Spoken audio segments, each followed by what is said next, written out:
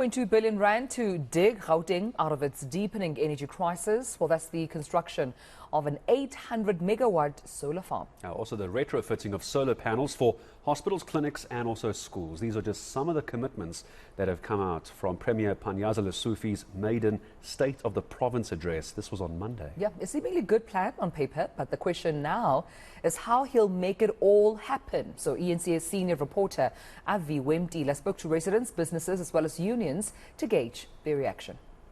The Premier's plans to deal with the energy crisis in Gauteng, which includes the construction of an 800 megawatt solar farm in Merafong, have been met with a lot of skepticism.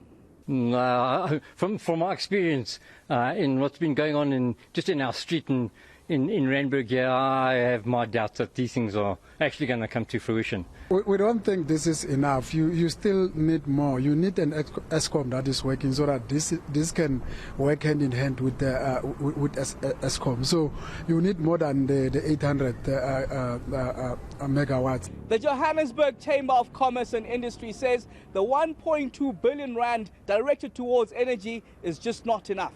We require a larger amount, and also many businesses have had to close down due to the energy crisis, especially smaller businesses in the manufacturing sector as well, because they weren't able to invest in solar or in generators. They didn't have the financial capacity. When you speak of a larger amount, are you talking to that 1.2 billion rand that will be dedicated toward the energy crisis, or maybe do expand on this larger amount? We're looking at a minimum of 4 to 5 billion rand to assist businesses during this energy crisis. Trade union COSATU in Gauteng is questioning where the budget for all these plans will come from.